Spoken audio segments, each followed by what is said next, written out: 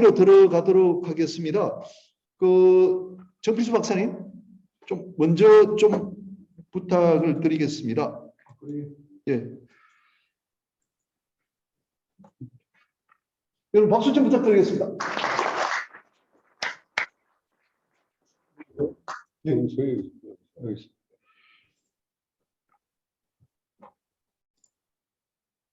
잠깐만요, 여러분들. 이게 오늘 한 70년쯤 들어오셨는데 카카오톡이 뭐 안 돼서 그러니까 좀 아시는 분들한테는 그 링크를 좀 답변 이렇게 보내주셔가지고 들어올 수 있도록 좀 해주시기 바랍니다. 제가 페이스북에도 좀 올려놨거든요. 이걸로 문자로 보내야 됩니다. 문자로. 아시는 분들한테는 링크 좀 많이 좀 보내주시고. 특히 이제 강의사들 여러분이 계신데. 이거 아래로 이거 오케이. 안녕하십니까. 오늘 100강을 맞는 우리 통섭 모임이죠.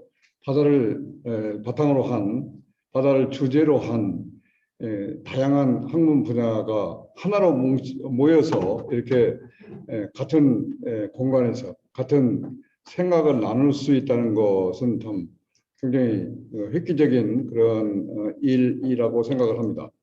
저는 우리 그 팬데믹 시대를 지금 3년째 넘기고 있는데 이 세 가지 면에서 이 팬데믹이 우리한테 좋은 점도 줬다고 생각합니다. 첫째는 세계적인 그 방역 체계를 잘 구축을 했죠. 이 방역 체계는 다른 나라가 따라올 수 없는 게 디지털 정보가 완전히 밑받침을 해줬기 때문에 한치의 착오도 없이 일을 수행할 수 있었던 것이 우리가 자랑할 수 있는 것이고요.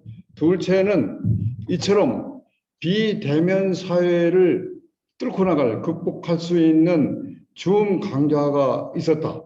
이게 우리가 지금 이 팬데믹 시대를 넘기는 두 번째 큰 긍정적인 결실이 된다고 생각합니다. 그 세 번째는 뭐냐?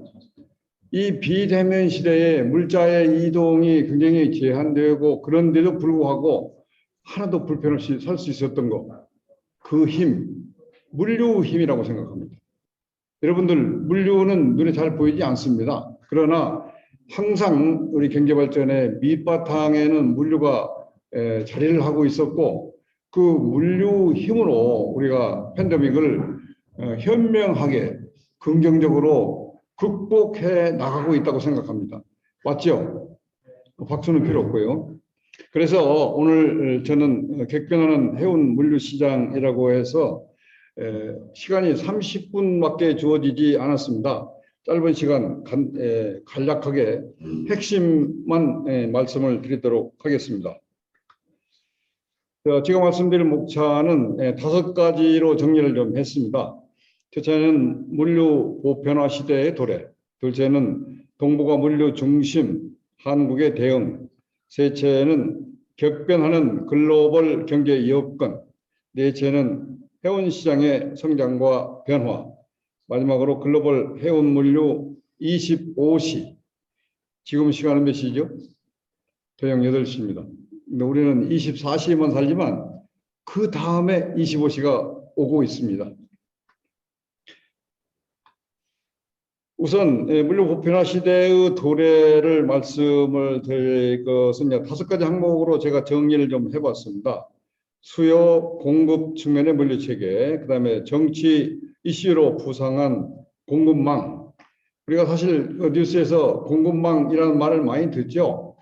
원어로 하면 서플라이 체인이고 번역을 하기에 따라 다르겠지만 물류라고 번역을 할 수도 있는 것이죠. 그러니까 정치 이슈로 물류가 격상되어 올라와 있다고 생각을 할 수가 있겠습니다. 또 지정학적 위치에서 물류 중심국이 된 우리나라, 물류 여건은 우리가 만들어가는 것이다, 이렇게 정리를 해보았습니다. 그 첫 번째로 수요 측면의 물류의 획기적인 발전이 이루어졌다고 할 수가 있겠습니다.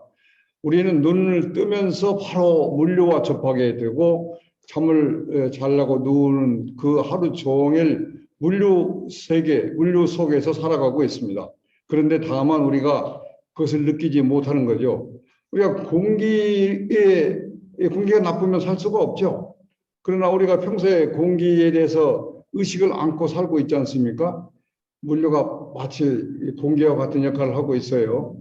그래서 우리는 물류 속에 푹 빠져 살고 있지만 물류의 고마움을 별로 느끼지 않는데, 그처럼 우리는 보편적인 물류 보편화 시대에 살고 있다고 할 수가 있겠습니다. 그러면 이 물류에서 완전히 격리된 사람 누구겠습니까? 우리 텔레비 프로 MBN에서 보면은 자연인 이 얘기 나오죠.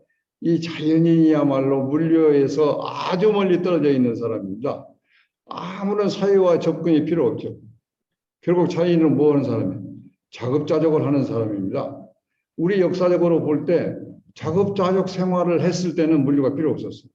그러나 인구가 늘고 사회가 커지면서 자급자족을 못하게 되니까 물자를 주고 받고 해야 되고, 그러니까 유통이 생기고 유통을 종결하는 것이 물류가 되었는데, 그 얘기는 다음 기회에 하기로 하고요. 일단 우리는 물류 속에 푹 빠져 살고 있는 것이 우리 현실이다 하는 걸 우리가 직시를 해야 되겠습니다. 자, 그러면 이 물류는 오늘날 팬데믹 시대에만 그런 것이 아니고 우리 한국 경제가 진짜 계속 지속적인 성장을 해왔는데, 이처럼 고속 성장을 할 수 있었던 데에는 우리가 의식하지 못했지만 물류가 큰 역할을 해줬다. 뭐 다시 한번 반추해 볼 수가 있겠습니다.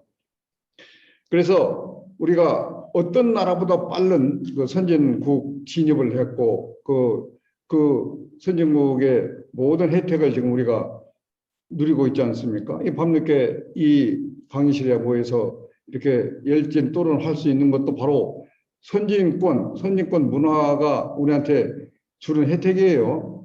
이런 혜택을 누릴 때까지는 많은 물류의 도움을 받고 살았다고 생각을 해볼 수가 있겠습니다.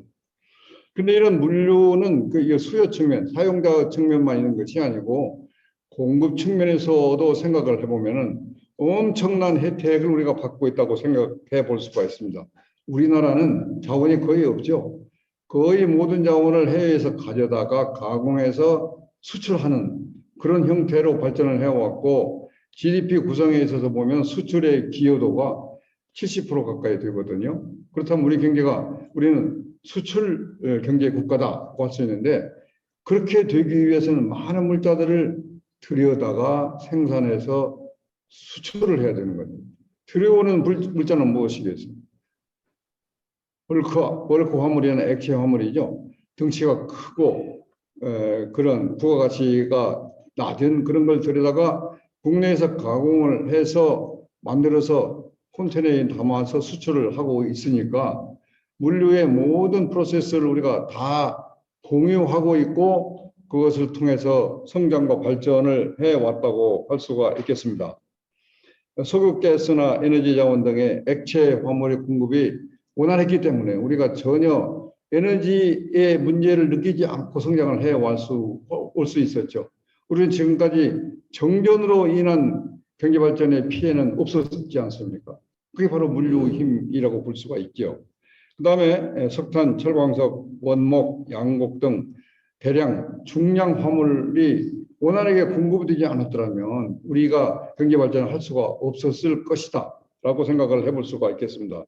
최근 들어서는 반도체나 전기, 배터리 등 소재 산업이 굉장히 이제 문제가 되고 있지 않습니까? 이 소재 산업을 어떤 루트를 통해서 우리가 공급을 받고 활용할 것이냐 하는 것이 최근의 이슈라고 할 수가 있겠습니다. 자, 이렇게 해서 만들어진 화물은 컨테이너에 넣어서 세계 각국에 수출을 했는데, 컨테이너를 운송할 수 있는 체계가 잘 갖춰져 있기 때문에 메이드 인 코리아 제품이 해외 나가서 가격 경쟁력, 품질 경쟁력을 유지할 수가 있지 않았을까라고 생각을 해볼 수가 있겠습니다.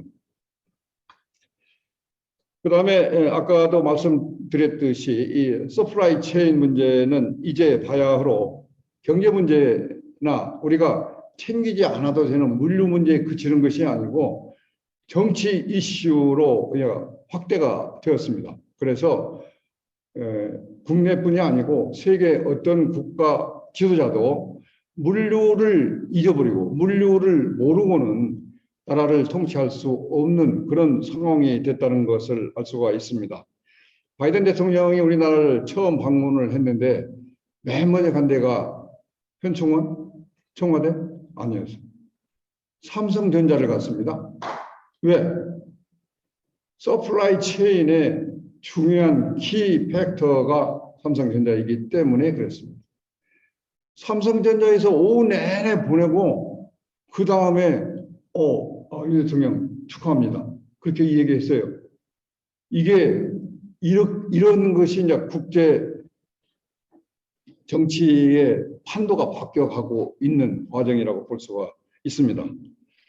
이렇게 되니까 과거에는 우리가 물류를 생각할 때 모든 경제 활동을 종결시키는 그런 역할을 하는 것이 물류다라고 생각을 했었는데 요즘 보니까 새로운 냉전 시대나 혹은 동맹권, 비동맹권을 가려는데 서플라이 체인이 가장 중요한 팩터가 되고 있지 않습니까? 이런 걸 본다면 우리 생활의 지수를 새로 하나 만들어야 되겠다는 생각이 들어요. 소비자 물가 지수, 그다음에 생산 지수만이 아니라 생활 물가 지수, 생활 물류 지수가 정말로 필요하지 않을까 그렇게 생각도 해 봅니다. 이것은 KMI에서 개발해 줘야 될 거로 생각합니다. 자, 이러한 물류 세상에서 지정학적인 이치가 굉장히 중요하죠. 우리나라는 어쩔 수 없이 물류 중심 국가가 될 수밖에 없습니다. 지정학적으로 볼 때. 중국, 일본, 한국, 대만 이게 이제 동북아 권역을 형성을 하고 있는데 그 한 가운데 우리가 위치를 하고 있고 다행스럽게 우리는 그 지정학적인 유리한 점을 잘 활용했기 때문에 지금까지 이 동북아 권역이 세계적인 물류의 중심 권역으로 성장하는데 큰 역할을 했다고 볼 수 있습니다. 물론 그 크기나 규모로 본다면 물류 대국은 중국이 되겠죠. 그러나 우리나라는 지정학적인 위치나 하는 역할로 봐서 물류 중심 국가다라고 얘기해도 전혀 손색이 없다고 얘기를 합니다. 노무현 정부 때 우리가 세웠던 정부의 정책 목표 중에 동북아 물류 대국이라는 이야기가 있었습니다. 그때 했어요. 그랬는데 사실 그것은 실현하기 좀 어려운 너무 큰 비전으로 남아 있었기 때문에 그 다음 정권부터는 그것을 슬그머니 내려버렸는데 이제 자신 있게 우리가 다시 동북아 물류 대국이라는 것을 우리 정책 목표, 정책 비전으로 내세워야 할 때가 되었다고 이렇게 생각을 해봅니다. 자, 이렇게 한국이 동북아 물류 중심으로서 역할을 하는 데는 해운이나 항만이 정말 중요한 역할을 많이 해왔다고 볼 수 있습니다. 역사적으로 보면은 세계 물류 시장에서 우리나라가 가장 앞섰던 때가 있었죠. 860년경에 장보고 대사가 당시의 세계 무역권이 이 황해가 전부였습니다. 유럽은 깜깜한 암흑 시대였고 중동은 저 변방에 있었고 미국은 찾지도 못했던 시대인데 그러니까 오로지 이 남진하해, 동진하해가 우리 세계의 무역 시장이었을 때 그 시장을 완전히 장악했던 게 장보고 대사 아닙니까? 그때부터 우리는 해양 민족이 되었고 바다를 통한 나라를 건설했죠. 그 이름, 그때 봤던 이름, 코리아 유니버시티. 코리아죠, 코리아. 왜 이렇게 자랑스럽게 하고 있어요? 그러면 지금 동북아 물류 중심국이 되어 있는 이때 우리가 잘하면 장보고 시대의 영화를 다시 누릴 수도 있겠다. 그런 생각이 들지 않습니까? 그래서 제가 나중에 말씀드리겠습니다만은 물류 25시는 장보고 시대의 재현으로 삼아도 되겠다. 조금 너무 좀 빠른 결론인가요? 자, 그렇게 우리 희망을 가지고 저 얘기 계속하겠습니다. 그런데 이런 이 물류 여건은 그냥 되는 것이 아니고 있는 대로만 이용할 수 있는 것은 아니죠. 자꾸 우리가 만들어 가야 돼요. 그리고 고속도로 만들었고 철도 만들었고 항공 굉장히 우수한 그런 항공 체제를 가지고 있고 선박도 마찬가지지 않습니까?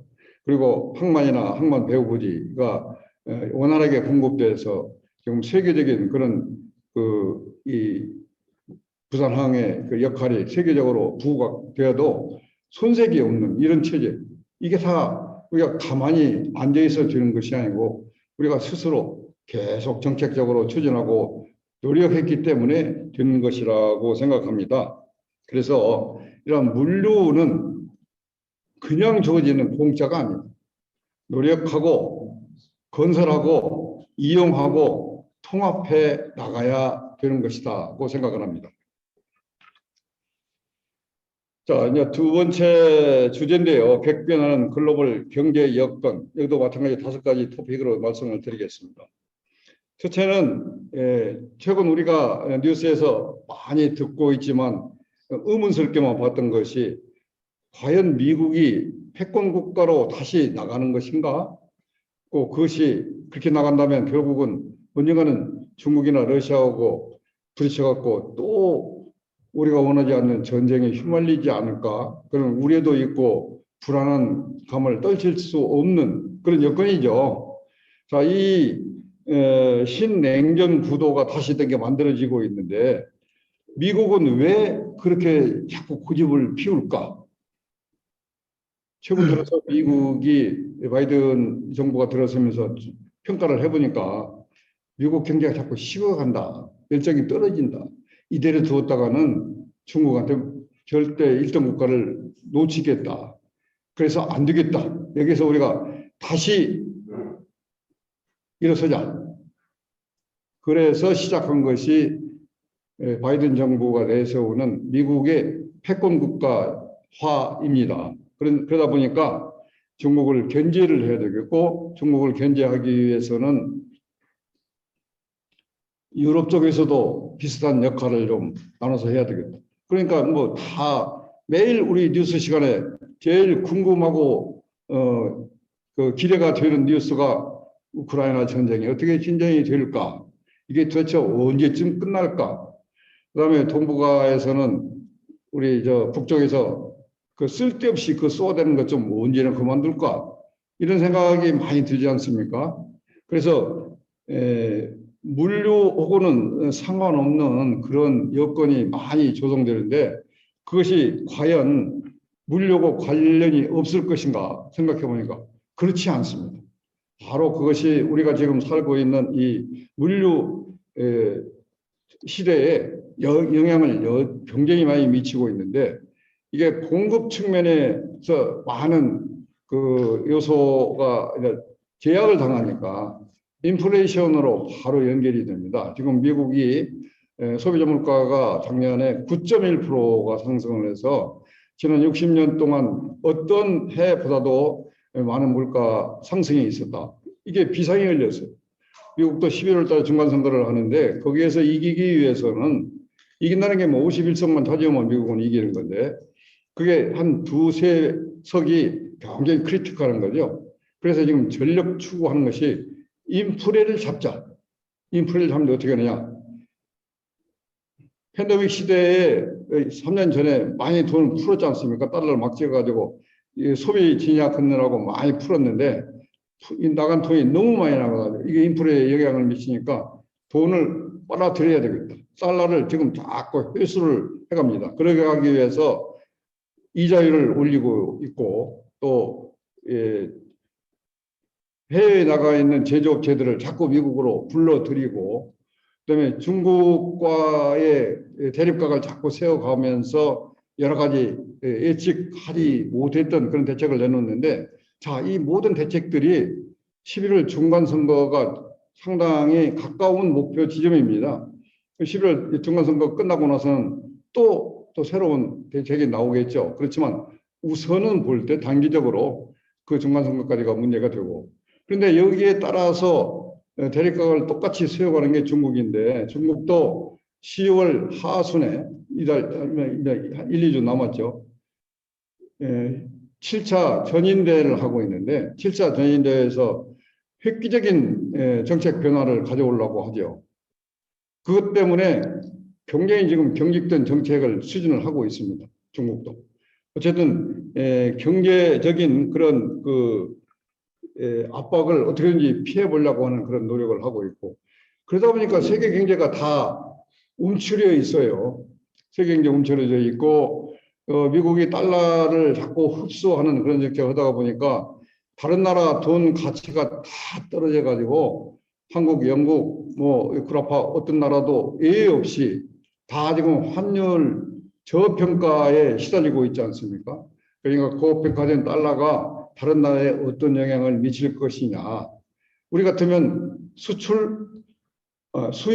수출이 거의 비슷한 규모로 이루어지고 있기 때문에 환율의 영향이 플러스 마이너스에서 이분이 될 것처럼 보이는데 전혀 그렇지 않죠. 지금 이 고환율 체제는 우리 국민 경제에 많은 영향을 미치는데, 이러한 체제가 11월 중간선거만 지나고 좀 끝났으면 좋겠는데, 지금까지 나온 많은 예측 기관들의 예측을 보면은 내년까지는 이 상태에서 벗어나기가 어려울 것이다 라고 이렇게 예측을 하고 있거든요. 그래서 보면은 세계 경제가 지금까지 지난 30년 동안 지속적인 성장을 해오다가 드디어 성장을 멈추고 마이너스 성장으로 돌아설 위기에 있습니다.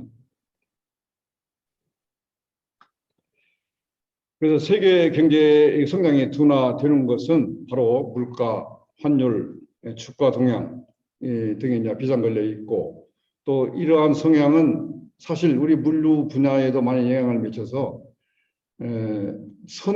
우리 해운 지수도 엄청나게 지금 교란되고 있지 않습니까? 이 부분에서 우리 공관계 대표가 또 설명을 하시겠습니다만은, 여간 이 경제 전체가 미국의 패권 추진, 패권을 잡겠다는 그 미국의 그 정책 때문에 어떻게 보면 저기 꼬여가고 있다고 볼 수 있겠습니다.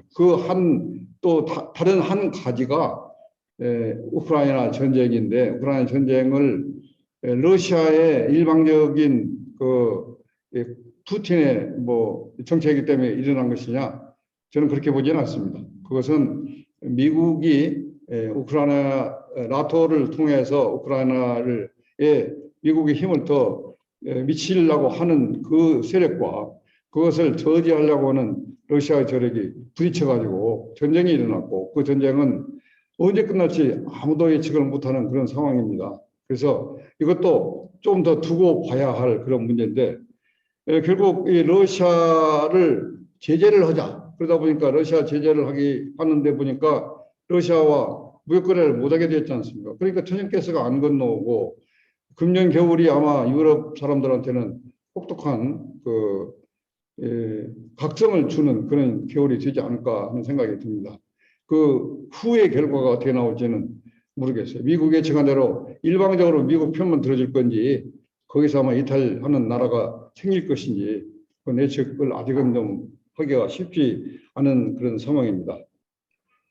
자, 달러 기축통화화와 환율 관리. 이 환율 문제로서 우리가 받는 것은 경제적인 어려움도 있지만, 또 이 주식시장도 주식이 폭락을 해가지고 굉장히 지금 말 못하는 심리적인 고통을 많이 갖고 있는 국민들이 많아요. 그래서 이 문제도 우리가 걱정을 해야 될 것 중에 하나인데, 또 산업계에서도 보면은 미국 정부에서 추진하는 그 인플레이션 감축 정책이나 혹은 그 리쇼어링 정책, 그런 법률안 제정 과정에서 또 티격태격하고 우리가 이유 분리를 많이 따지고 있는데, 그런 면까지도 전반적인 세계 경제를 한마디로 이야기하면은 정말로 불안하고 안정되어 있지 않은 세계 경제 현황이다.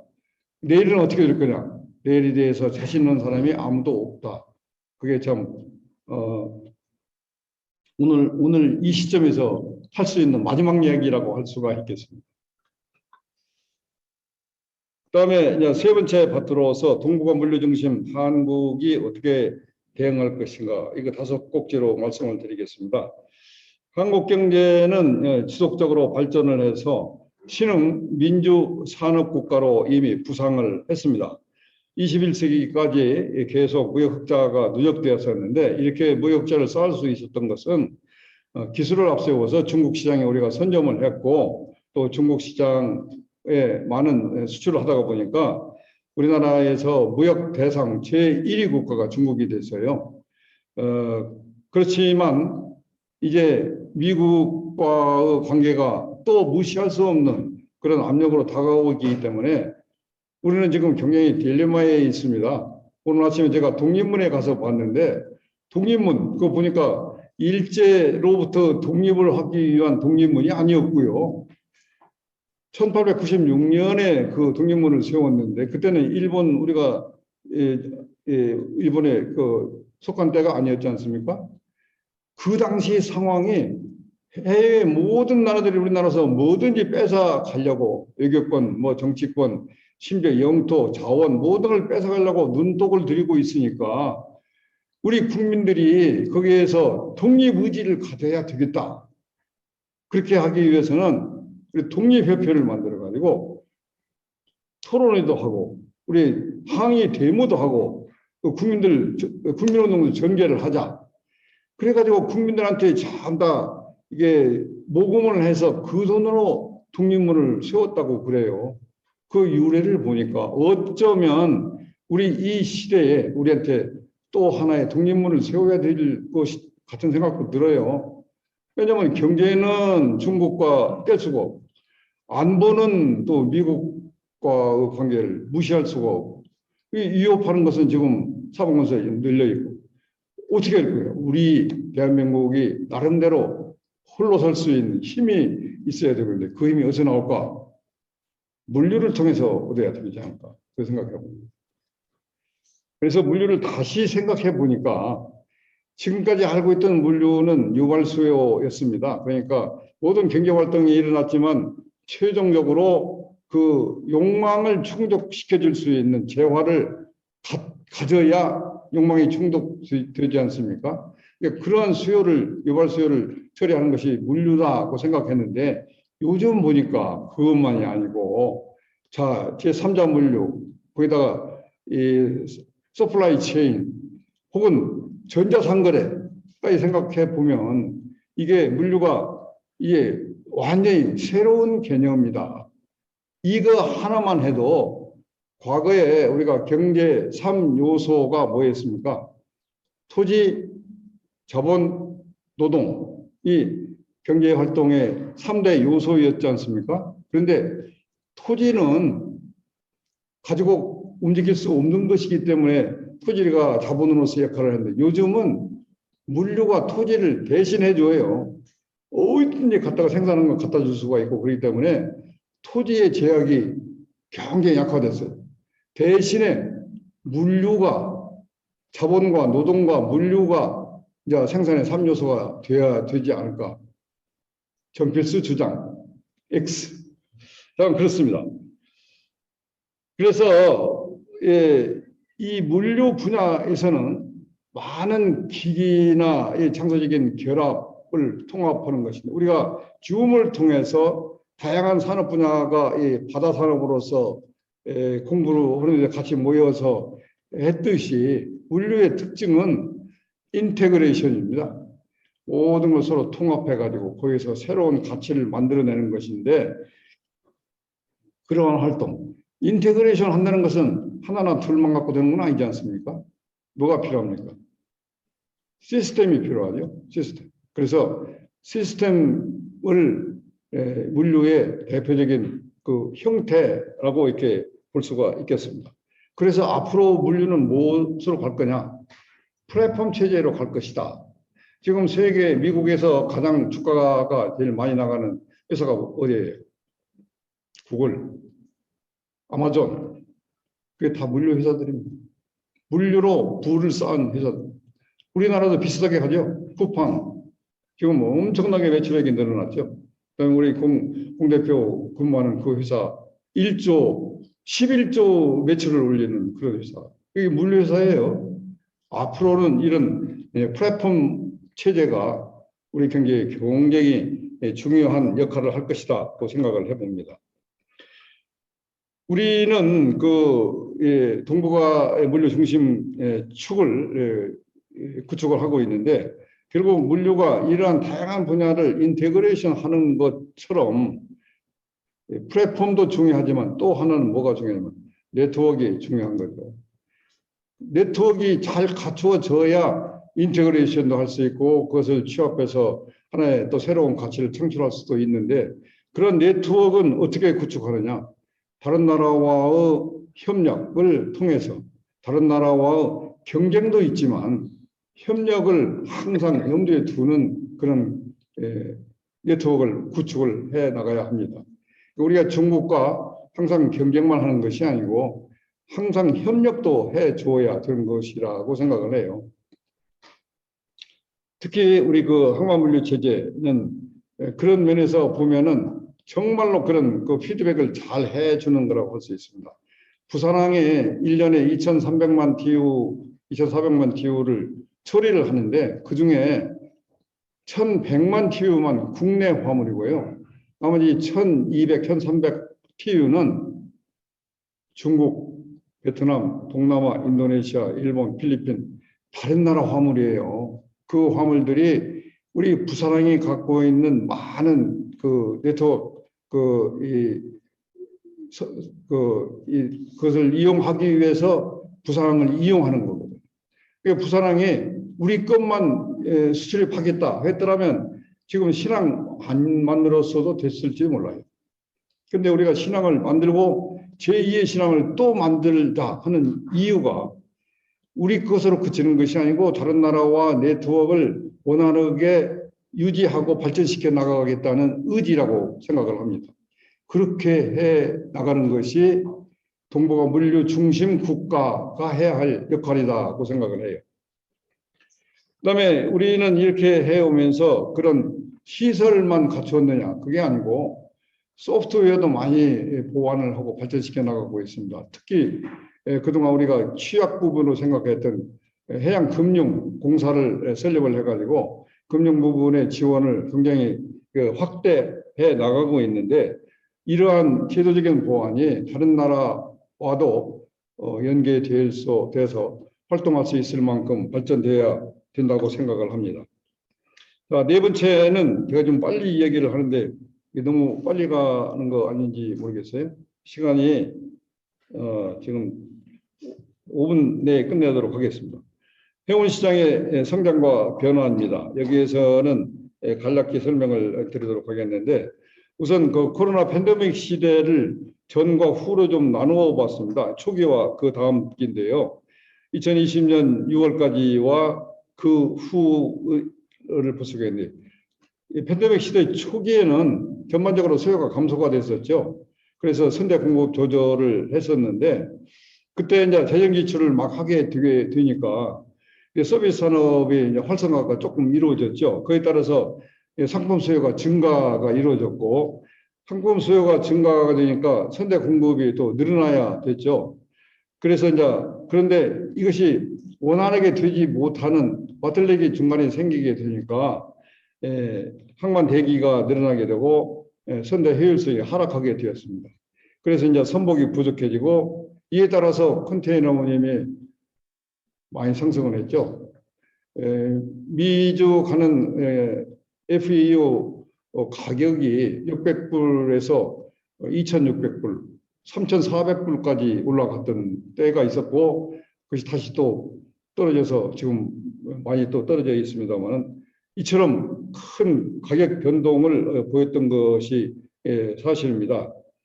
그리고 그런 과정에서 컨테이너 충격이 자주 일어나게 되었습니다. 미국에서 노조 협상이 타결이 되지 않아 가지고 서해안에 선박들이 많이 대기를 하게 되고, 그러다 보니까 세계적으로 선박 부족이 생기게 되고, 컨테이너 빈 컨테이너가 부족해 가지고 컨테이너 값이 천정부지로 올라가게 되고, 이런 여러 가지 영향이 있었습니다만은, 그래도 지금 해운 산업은 상당히 표정 관리를 해왔던 게 사실이죠. 좋은 여건 하에서 선사들은 어쨌든 많이 매출액을 늘렸고 이익이 크게 증가했던 것입니다. 부자가 됐을 때 자금 관리를 잘해서 가난할 때 대비를 좀 해야 되는데, 그게 이론적으로는 쉬운데 실제적으로는 잘 안 되는 그런 것인 것 같아요. 그다음에 우리 이런 경제적인 요건뿐 아니라 굉장히 외적으로도 해양 환경 보호라는 새로운 요구가 자꾸 증가되고 있죠. 탈황산화, 그다음에 또 이 새로운 기술을 우리 항만이나 해운 분야에 또 접속을 해야 되고, 그러다 보니까 추가 비용 발생할 수 있는 소지가 많이 늘어나게 되고, 그런 비용을 자체적으로 조달을 못하면 또 정책적으로 지원해 줄 수 있는 그런 체제를 만들어야 되겠다 하는 생각이 듭니다. 그러나 그동안 보니까 우리 팬데믹 시대에 다행이었던 것이 해운선사의 경영수익이 크게 증대되었습니다. 그래서 팬데믹이 생기기 전까지는 우리 해운선사들이 굉장히 우여곡절을 많이 겪었고 혼란도 굉장히 겪었습니다마는, 그런 우려가 일시에 다 사라졌어요. 그래서 해운산업이 정말로 이렇게 잘 되나 보고 잠시 좋았는데, 그게 그렇게 오래 가지는 못하고 지금 또 혼돈 속으로 빠져들어가고 있는 것으로 보입니다. 어쨌든 우리는 그러한 시기, 외적 혹은 내적인 위기가 있을 때마다 잘 버텨왔습니다. 지금까지 50년 동안 경제 성장을 하는 동안에 위기가 몇 번 있었죠. 석유 위기, 외환 위기, 그다음에 미국의 금융 위기. 그런 때마다 우리는 다른 나라처럼 크게 흔들리지 않고, 약간 흔들렸지만 그래도 바로 극복해 나가는 슬기로운 대책으로 넘겨왔습니다. 그것이 아마 이번에도 그렇게 되어야 한다고 생각을 합니다. 자, 그러면 우리 해운물류 25C는 어떻게 될 것인가? 이건 누구도 알 수 없는 거지만 24C를 다 분석해 보니까 좀 복잡하고 빛은 안 보이는데, 계속 25C도 그렇다고 할 수는 없지 않습니까? 25C 밝은 날로 한번 생각을 해 보면 어떨까? 그래서 글로벌 물류 한국호는 어떻게 나갈 것이냐? 동북아 물류 권역의 선도 역할을 해서 아까 말씀드렸듯이 새로운 장보고 시대를 다시 한번 열어보면 어떨까? 이게 아마 우리 정부가 크게 내걸 수 있는 정책 비전이 되어야 되겠다, 그런 생각을 해봅니다. 그리고 해운항만 글로벌 물류에서 우리가 중요한 역할을 해야 되고, 결국은 동북아 물류대국을 정부의 경제정책의 중요한 비전으로 삼아야 되겠다. 우리 물류에 관한 비전이 경제정책으로 내세운 적이 한 번도 없습니다. 그러나 이제 생산의 3요소로도 우리가 평가할 수 있고, 우리 생활 물류 지수를 만들어야 할 정도로 물류 속에 들어있는데, 왜 경제정책의 한 대상으로 물류가 들어갈 수 없겠습니까? 들어가야 된다고 봅니다. 그 다음에 이 물류 부분은 과학기술이 뒷받침된 물류체제의 체계적인 발전을 이룩해야 되겠고, 이렇게 한 데는 25시에는 아마 플랫폼 시장이 물류를 좌지우지하고 있지 않을까 생각합니다. 그러니까 앞으로 우리 물류는 어떻게 나갈 거냐? 플랫폼 기업으로 나간다. 그렇게 생각을 하면 되겠습니다. 그래서 플랫폼을 중심으로 많은 인수합병이 이루어질 수 있다고 생각을 합니다. 그다음에 해양 환경 보호를 위한 투자가 많이 이루어져야 되겠다. 그다음에 글로벌 경쟁과 협력이 공존하는 해운 물류 시장이 되어야 되겠다. 그리고 민간 부분의 영업 다각화를 지원하는 등 적극적인 해운 물류 정책이 있어야 되겠다. 25시가 조금 박죠, 지금보다는. 이렇게 해운 물류 채권 시장을 분석을 해봤는데 너무 이게 큰 꼭지만 짚다가 보니까 뜬구름 잡는 얘기가 됐는지도 모르겠습니다. 그러나 우리는 이렇게 희망을 가지고 좀 더 밖에 뭔가 한번 내일 설계해 보면 좋겠다 하는 그런 바람을 이렇게 시간 넘게 말씀드렸습니다. 고맙습니다.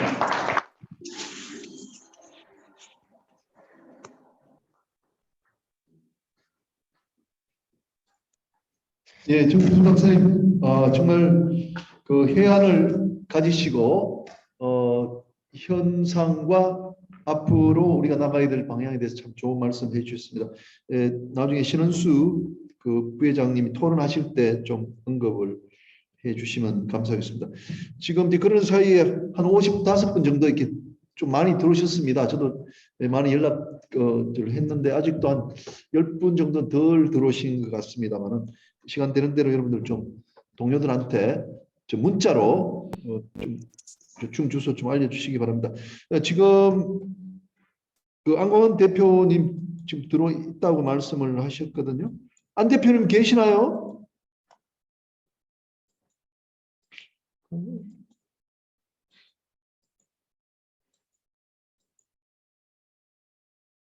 예, 안 대표님.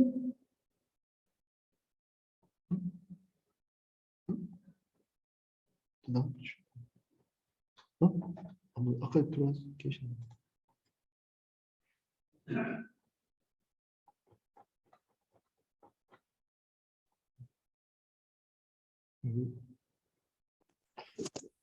예, 안광원 대표님.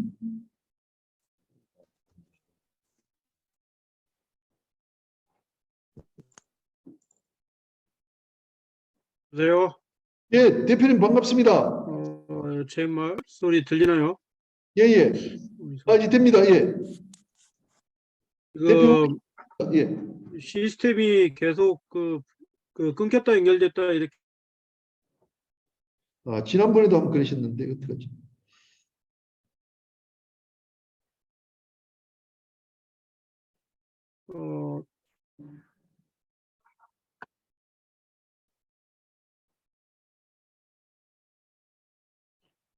안 대표님 이렇게 하겠습니다. 우리 최선을 조기하고 같이 좀 이렇게 픽스 한번 하도록 하고요.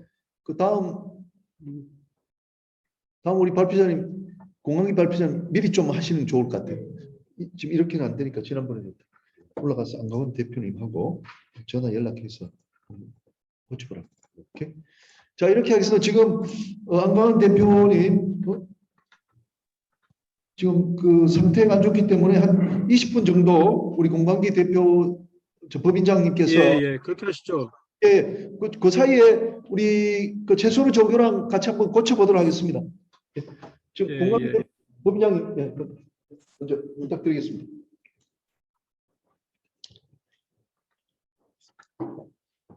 안녕하십니까. 네, LX 판토스 근무하고 있는 금광기입니다.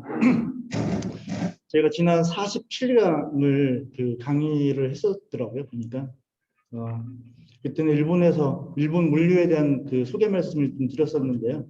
오늘은 그 아까 뭐 조금 전에 그 정비스 원장님께서 좀 말씀해 주셨지만 그 물류 트렌드가 굉장히 지금 급박하게 급변하고 있는 상황인데요. 오늘 그런 물류 그 플레이어들은 어떤 사람들이 좀 있고 이런 그 물류 트렌드는 어떻게 지금 바뀌고 있는지 팬데믹 이전, 팬데믹 상황 그리고 최근 어떻게 지금 변동하고 변화하고 있는지에 대해서 한번 같이 얘기해 볼 수 있도록 하겠습니다. 물류 그 플레이어들을 크게 4개로 한번 그 정리를 해 보았습니다. 캐리어가 있고요. 이제 캐리어인데 선사와 항공사가 있겠죠. 그리고 저희 회사 같은 이제 난 캐리어 중에서 저희 회사 그 CTA 대한통운, 삼성 SDS가 있고요. 현대글로비스가 있는데 현대글로비스는 여러분들 잘 아시겠지만 전체 매출액의 한 50% 정도는 유통 판매업입니다. 그리고 한 35%가 이제 물류, 그리고 한 15% 정도가 이제 해운업, 그러니까 자동차 운반선을 이용해서 해운업을 지금 하고 있는 상황이기 때문에 글로비스 같은 경우는 캐리어와 난 캐리어의 한 살짝 발을 얹고 있는 그런 형태가 아닌가 싶겠고요. 여러분들 그래서 저번에도 저한테 물어보시는 분들이 좀 있었는데 MVOCC가 뭐냐에 대해서 좀 제가 간략하게 좀 정리를 좀 해보았습니다. 여기 그 시마스터 이섭 대표님께서도 예전에 한번 그런 글을 좀 올리셨던 것 같은데요. MVOCC는 해상 운송을 하는 데 있어서 선박을 소유하거나 운영하지 않고 BL, 그러니까 하우스 BL이죠. BL을 발행하는 운송인으로서 그 선사와 그 대량의 그 볼륨 경쟁력을 바탕으로 해서 캐리어와 계약해서 운영하는 운송업자라고 이제 정의를 내릴 수도 있겠습니다. 예를 들어서 그럴 리 없겠지만 MVOCC가 하나도 남김없이 다 없어졌다라고 봤을 때 캐리어든 다양한 클라이언트들을 상대를 해야 되기 때문에 이런 것을 이제 좀 효율적인 그 회사 운영을 위해서라도 캐리어 입장에서는 MVOCC나 프레이트 포더가 좀 반드시 좀 필요하지 않나라는 생각을 할 수 있겠습니다.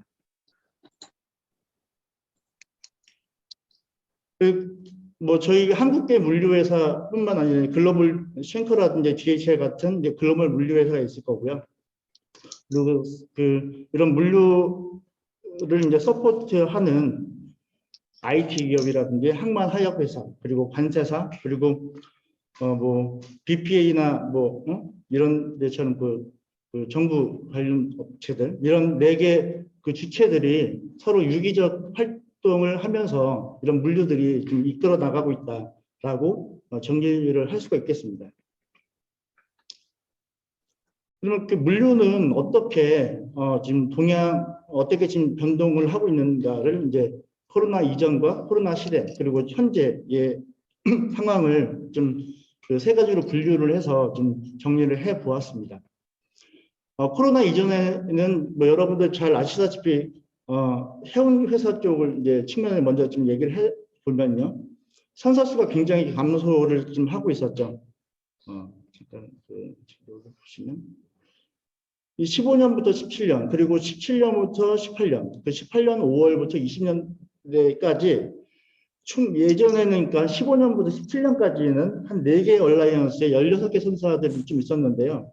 이런 것들이 합동 연행 그리고 M&A를 통해서 18년 5월부터는 3개 얼라이언스에 10개 선사로 이제 축소가 됩니다. 이러다 보니까 그 경쟁 심화를 이제 또 회피하고 어느 정도의 그 운임에 대한 수익을 좀 확보하기 위한 노력들이 아니었나라고 좀 정리를 해볼 수가 있을 것 같습니다.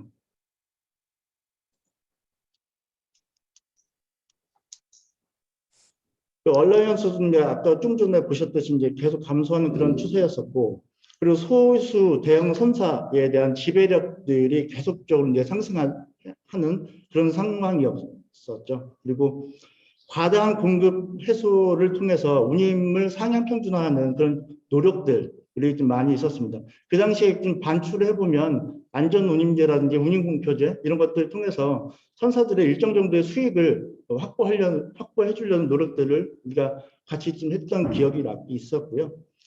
항공사 측면에서 보면은 보호무역을 통해서 세계 교역량이 약간 감소하는 그런 그 상황이 좀 있었습니다.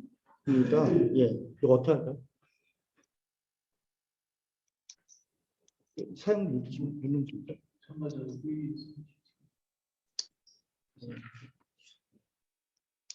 예, 그런 상황이 좀 있었고, 대형기 투입을 통해서 그 원가 절감을 좀 하려는 그런 노력들이 좀 많이 있었습니다.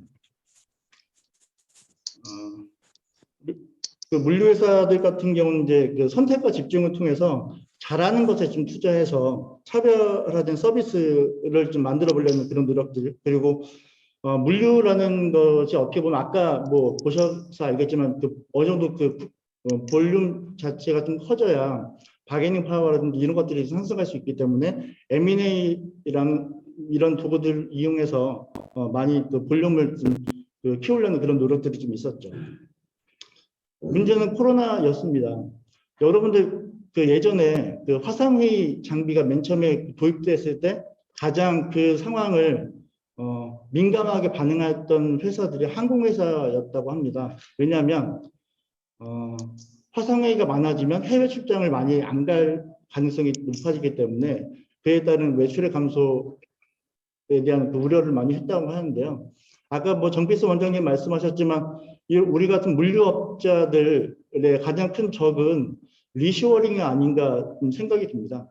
자급자족 혹은 현재는 그 국제적 분업화가 많이 진행되고 있는 이런 상황인데 리쇼어링 통해서 각각의 국가에서 모든 것을 다 만들어 버리면 물건을 움직일 필요가 없어지는 거죠. 그래서 우리 그 물류하는 사람들이 가장 경계해야 될 부분이 아닌가라는 생각이 좀 들고요.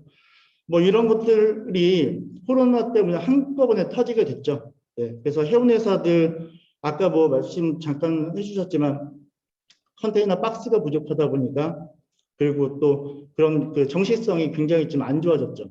그 지난번 6월 달에 제가 뭐 이런 자리가 좀 있어서 그때 정시성에 대한 말씀을 잠깐 드렸었는데 코로나 이전의 정시성은 한 78%에서 한 80% 정도 수준이었어요. 근데 지난 그 1분기 때 정시성이 한 30%대로 급락을 하게 됩니다. 이런 것들이 가수요를 발생시키고 안전 제고에 대한 니즈가 높아짐으로 해서 선복이 또 부족해지고 그럼에 따라서 선임이 인상되는 그런 악순환, 선사 입장에서는 좋은 뭐 상황이었을 수도 있겠지만 그런 상황들이 이제 발생이 되었다고 정리를 할 수 있겠습니다. 항공사들은 여객기가 그 감소함으로 해서 그 항공 운임이 많이 올라가게 좀 되는 상황이 지금 발생이 됐습니다.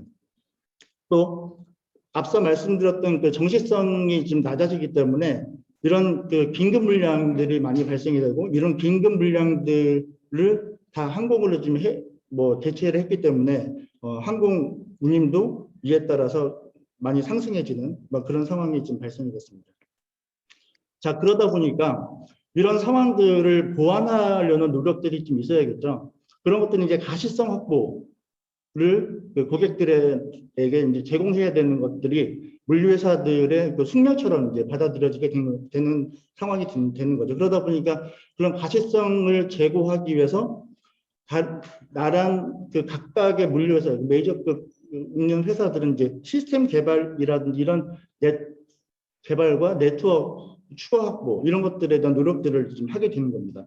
그것들을 통해서 대안 루트도 발생이 되고 그런 가시성 확보를 해줌으로써 다른 그 방안들을 찾을 수 있는 그런 시간을 좀 벌어주는 그런 역할도 좀 하게 되는 거죠.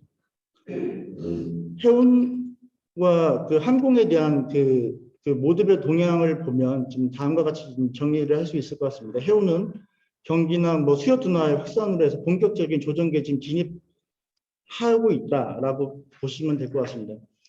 올 초만 하더라도 미국 서항 같은 경우 한 2만 불 정도, 2만 뭐 약간 넘는 정도의 그 운임이었는데 지금 뭐 2,500불, 3,000불이 좀 안 되는 선으로 좀 많이 떨어져서 올 초 대비해서는 거의 한 8, 90%가 이제 낮아지는 그런 상황이 좀 됐고요. 또 차 번역 대비 북미 지역 운임은 좀 전에 말씀드렸듯이 급격하게 좀 조정 중에 좀 있습니다.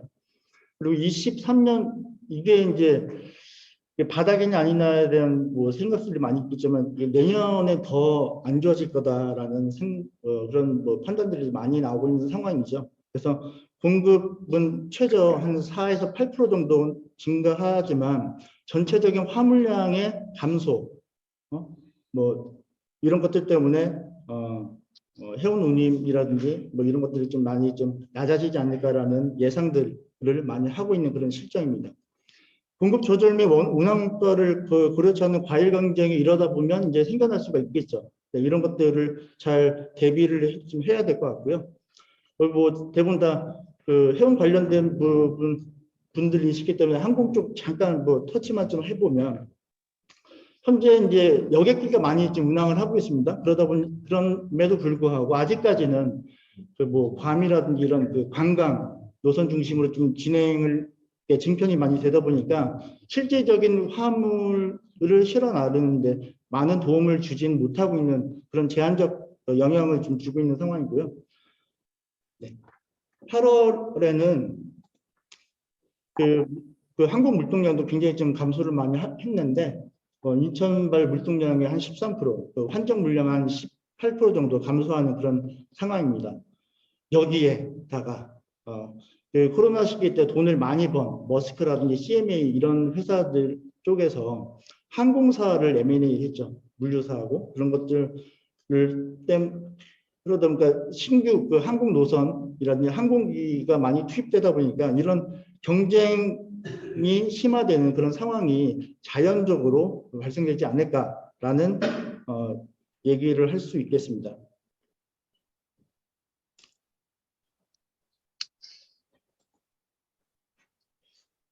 그래도 뭐 그 물류회사들 이게 뭐 여기는 그 손익 출처는 그 다트에서 제가 좀 조회를 했고요. 저희 회사도 이제 뭐 그 꾸준하게 성장을 했고 올해 같은 경우는 한 11조, 10조 이 정도 좀 할 수 있을 것 같습니다. CJ 대한통운이 현재 뭐 한 11조 정도 지금 하고 있는데 CJ 대한통운 같은 경우는 이제 그 국제 물류보다는 그 국내에 있는 그 항만이라든지 운송 쪽에 대한 매출 포션이 상당히 좀 큰 상황이고요. 아까 말씀드렸듯이 글로비스 같은 경우도 전체 매출액 중에 유통 판매업이 그 52% 정도 수준이고요. 해운업이 또 한 10억 정도 수준이어서 그런 것들 좀 제외하다 보면 한 7조 정도의 그 매출을 좀 보이고 있습니다. 그 이런 물류회사들은 그 모두별 그 매출 포션이 굉장히 좀 중요한 역할을 합니다. 왜냐하면 그 해운하고 항공은 이제 저기 FF라고 하는데 프레트 포워딩 그 비즈니스라고 하고 나머지 걸 이제 WNJ라고 봤을 때 어느 정도의 그 사업 모델의 균형이 좀 어느 정도 잡혀 있어야 이런 사업 또 다른 그 사업을 갖다가 만들어내기가 좀 편하거든요. 그런 측면을 봤을 때는 저희 회사가 다른 지금 주인공이 안 나서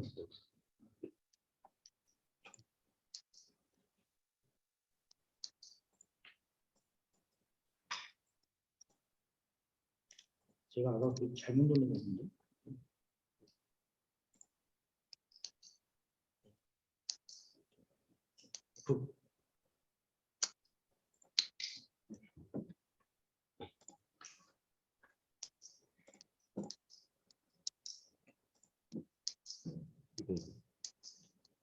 네.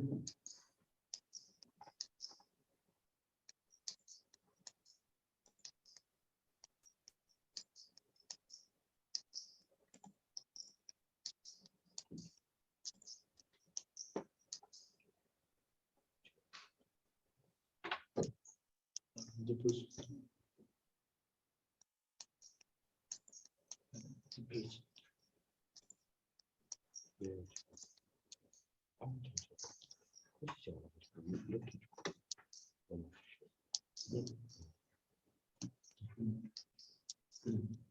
네. 예. 그래서 저희 회사 자랑이긴 하지만 저희 회사가 좀 안정적인 사업 구조를 갖고 있다라고 얘기를 드릴 수 있겠습니다.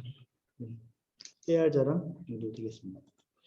그래서 이제 제가 그 코로나 현재 뭐 약간 이제 어느 정도 극복했다라고 보고요. 예, 그 해운 회사들 그런 이제 어떻게 지금 변동을 좀 하고 있나를 좀 정리를 좀 해보았는데 그 글로벌 정시성이 좀 아까 말씀드렸듯이 그 최근에 보면은 정시성이 한 50% 정도대로 좀 올라가긴 했는데 코로나 이전 한 7, 80%대보다는 약간은 미흡하지만 이런 정시성은 꾸준하게 개선될 거라고 좀 보고 있고요.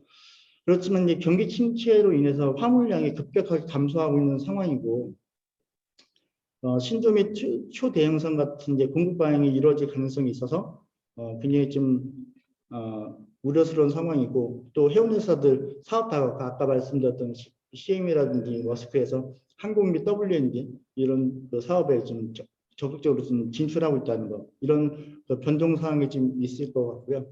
그리고 항공사들 같은 경우는 여기 아까 좀 잠깐 말씀드렸지만 여객기 운항 증가로 해서 공급은 좀 증가되고 있지만 화물량이 뭐 해운하고 똑같이 이제 감소를 하고 있고 정시성의 문제들이 낮아짐으로 해서 풍선 효과로 발생됐던 그 가수요라든지 이런 것들이 좀 사라지기 때문에 이런 그 화물량의 감소는 급격하게 좀 이루어질 가능성이 높다라고 볼 수 있겠습니다.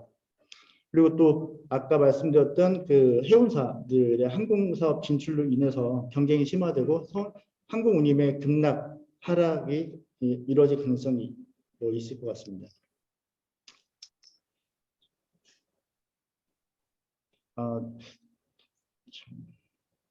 유튜브 연결.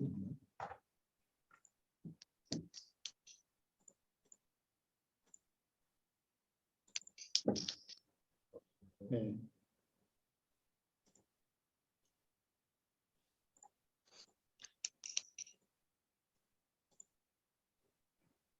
안 되는 거.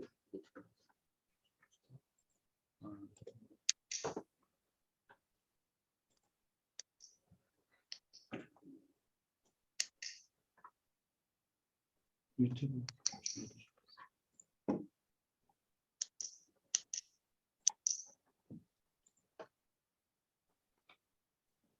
그 제가 컨트롤 V 누르는데. 컨트롤 V.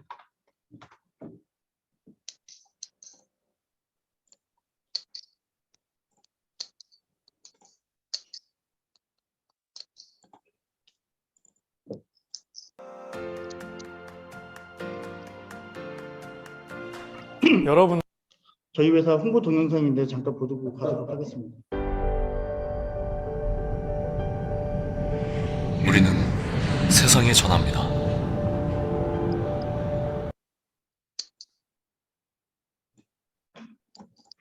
누군가의 삶을 더 가치 있게 만들 당신의 가능성과 희망을 전합니다.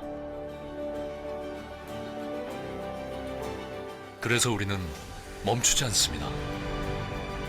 당신의 가능성과 희망이 언제 어디에서든 세상과 이어질 수 있도록 멈추지 않고 늘 새로운 길을 찾습니다. 더 나은 서비스를 향한 열정과 혁신으로 당신의 곁에서 물류 그 이상의 가치를 만들어갑니다. Beyond Logistics, Beside You. 우리는 LX 판토스입니다.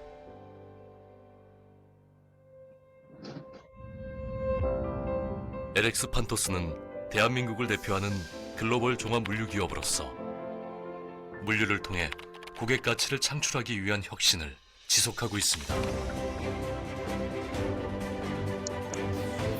아시아, 미주, 유럽 등 전 세계를 촘촘히 연결하는 국내 1위의 글로벌 네트워크 경쟁력, 고객의 서플라이 체인 전 영역에 걸친 가시성을 제공하고 한 차원 높은 리스크 관리를 가능케 하는 글로벌 비저빌러티 솔루션, 그리고 산업군별 풍부한 현장 경험과 차별화된 방법론으로 고객 특성에 맞는 최적의 SCM 솔루션을 제공하는 컨설팅 역량은 고객의 글로벌 경쟁력을 높이는 LX 판토스의 핵심 역량입니다. LX 판토스는 물류의 전 영역을 아우르는 글로벌 원스톱 종합 물류 서비스 체계를 갖추고 있습니다. LX 판토스의 포워딩 서비스는 해상과 항공, 육상의 각 운송 모드와 전 세계 운송 루트를 연결하는 최적의 조합을 찾아내 고객에게 가장 적합하고 효율적인 솔루션을 제시합니다. 글로벌 탑10 수준의 취급 물동량과 전 세계 주요 선사와의 강력한 협력 관계를 기반으로 경쟁력 있는 운임을 제시하는 해상 운송, 그리고 국내 최대 항공화물 수출 물동량을 바탕으로 합리적 운임과 연중 안정적인 화물 스페이스를 확보하는 항공운송은 항공 물류 플랫폼 원큐브 기반의 최적의 물류 효율을 보장합니다. LX 판토스의 W&D 서비스는 전자, 화학, 자동차, 소비재 등 다양한 고객군의 조달, 생산, 판매에 필요한 계약물류 전반의 토탈 솔루션과 함께 국내 최고 수준의 창고 및 수배송 관리 시스템으로 최적화된 서비스를 제공합니다. 이 판토스 플랫폼 기반의 국제 특송 서비스인 판토스 익스프레스는 전자상거래 비즈니스 고객의 편의성과 효율성을 획기적으로 높여줍니다. 그리고 프로젝트 물류는 국내외 플랜트 화물, 특수화물 등 중량물 운송 분야에서 차별화된 경쟁력을 갖고 있으며 가장 효율적이면서도 안정적인 물류 서비스를 제공합니다. 이처럼 LX 판토스는 고객의 다양한 비즈니스를 지원하는 든든한 파트너로 자리매김하고 있습니다. LX 판토스는 오늘의 성과에 결코 만족하지 않습니다. 사람과 사람, 시간과 공간, 가능성과 기회를 연결함으로써 고객에게 새로운 가치를 창출합니다. 그것이 우리의 존재 이유입니다. Beyond Logistics, Beside You, LX 판토스. 그렇지 않죠? 네, 감사합니다. 글로벌이 아직 뭔지 모르는 분들을 위해 잠깐 소개하자면 이제 인공지능을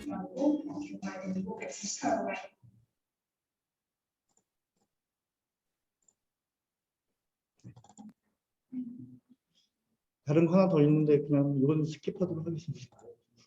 영화 보는 것 같은 거 펴주시면 그럼 저희가 여기 저희 청라 센터라고 이제 하이브 있지 않습니까? 하이브 그 나가는 아이고 BTS 하이브. 네, 저희가 그 하이브에서 나가는 거를 저희 물류를 하고 있거든요. 보여주시죠. 남청라 센터라고 청라 센터.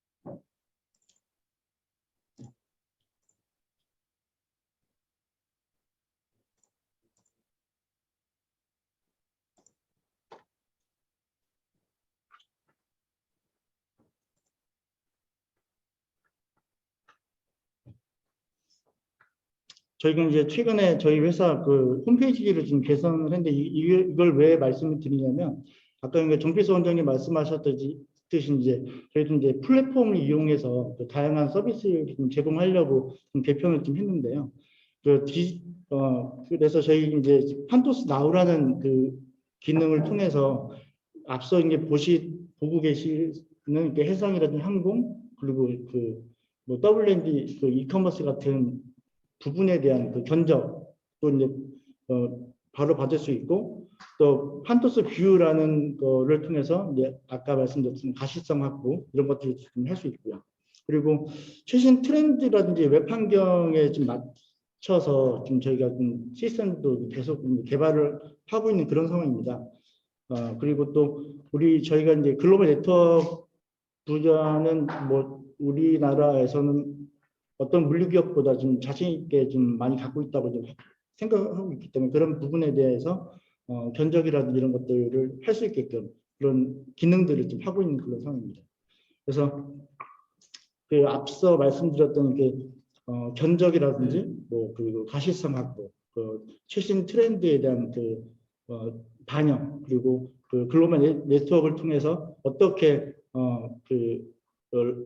최적 그 라우트를 좀 제공할 것인가의 문제들 이런 것들을 꾸준하게 좀 고민을 좀 하고 있는 그런 상황입니다. 그래서 이런 그 노력들이 아까 그 정필수 원장님께서 또 이제 말씀 주셨지만 이게 그 플랫폼을 이용해서 다양한 고객들 그리고 비대면을 통해서 바로바로 견적을 낼 수 있고 또 루트를 좀 확보할 수 있는 그런 기능들을 좀 할 수 있지 않나 생각이 듭니다. 장시간 들어주셔서 감사합니다.